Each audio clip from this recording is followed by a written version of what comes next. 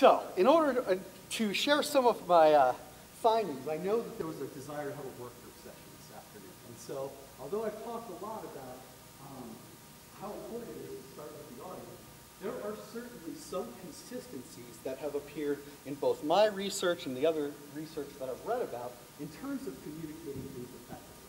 And so I thought I'd try and conclude today by sharing with you some of those techniques. And in order to set that up, I wanted to give you some examples of the type of projects that I've worked on. As you can see, it's kind of a diverse set, but we've done these data collection efforts to develop environmental education programs about wetlands. That project was in Utah, and if you're not familiar, wetlands issues in Utah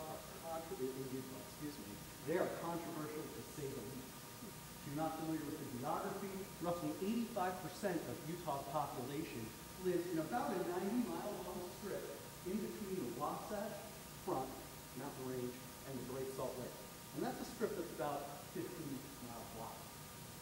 Great Salt Lake, bordered by huge wetlands complex, and is currently restricting a lot of development. So, tremendously difficult issue to deal with. And what we did to develop an environmental education plan is start with the assumption that audiences don't just receive information neutrally.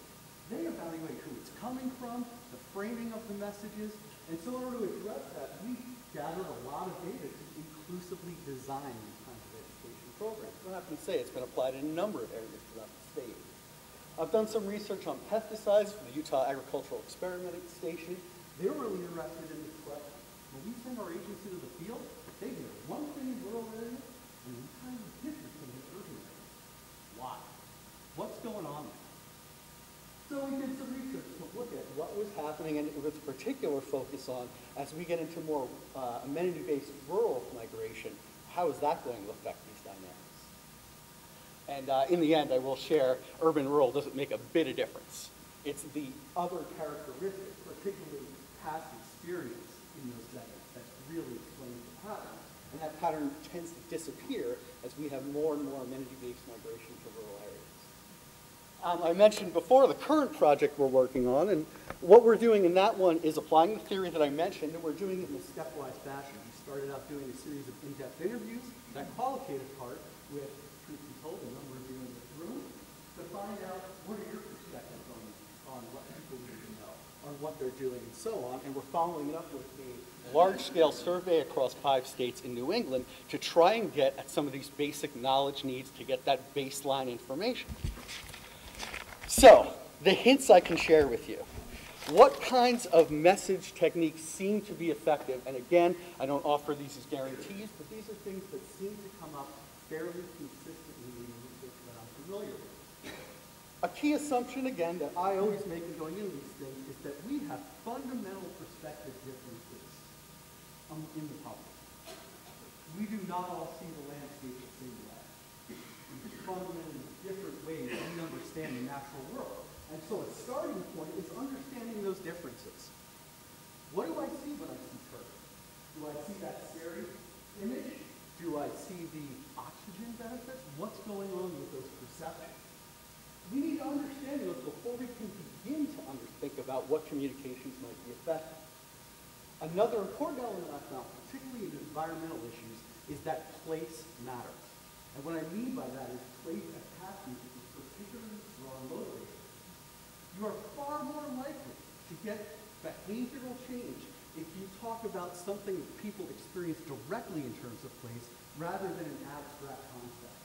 So, for instance, the effectiveness of a message would be much higher if talking about newfound lake instead of improving water quality in the abstract. And that's a powerful element when trying to think about delivering these messages. Understanding currently perceived barriers, again, start with the audience. We need to know what they think before we can really communicate effectively. One of the ways I understand that is this. We have about 30 to 60 seconds in which people are actually going to discuss. So, we need to prioritize. I mean, we may have 100 things we'd like to say, but I got to figure out the 2 that really matter, and that's the time that I have.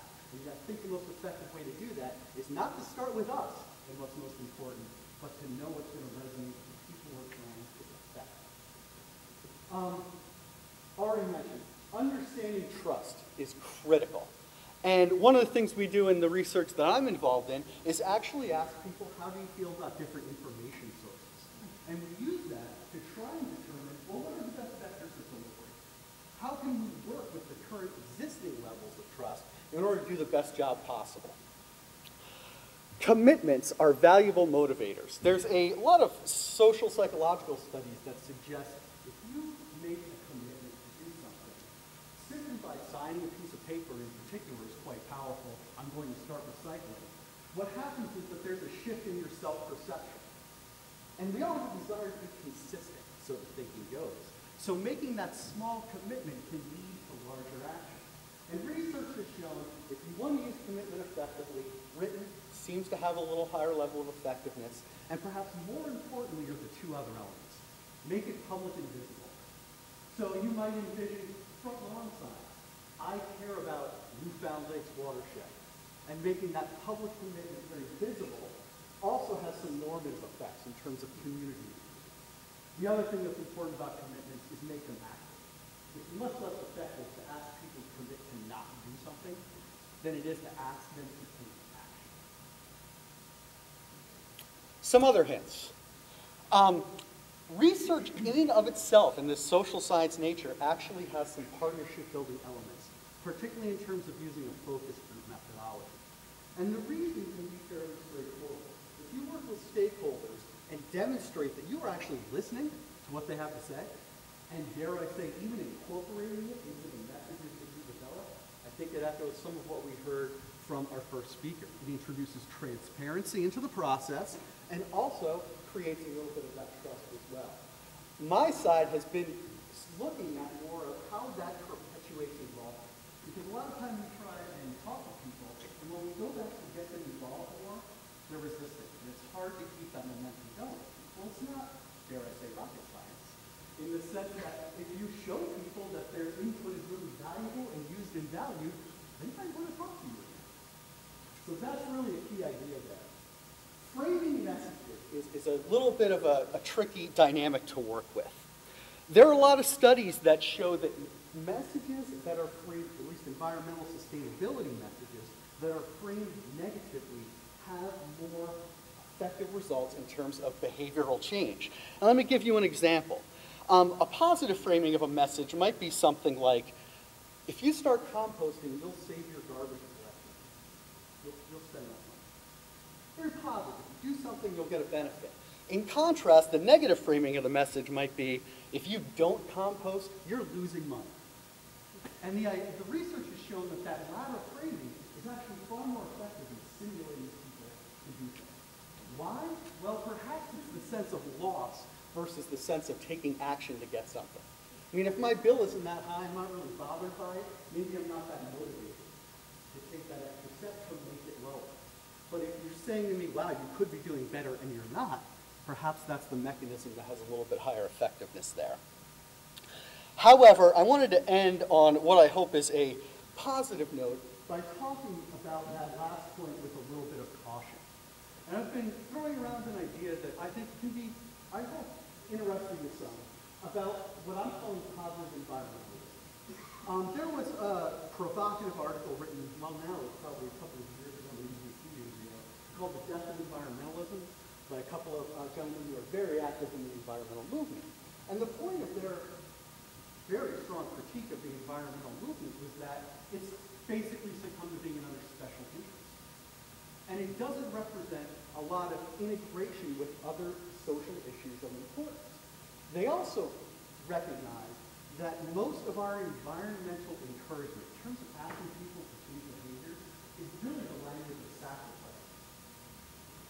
If you think about the environmental messages we receive, it's basically that you need to do less, you need to consume less, you need to make sacrifices for the larger good. And I want to point out, and this is the idea of positive environmentalism, is that there are alternative interpretations.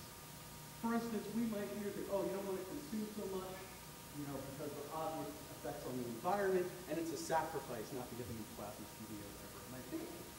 Well, the reality is, maybe my life might be a little more enjoyable without so much debt. maybe I could simplify, and there are pleasures in that. Now, obviously, there are continuums, and they're using that as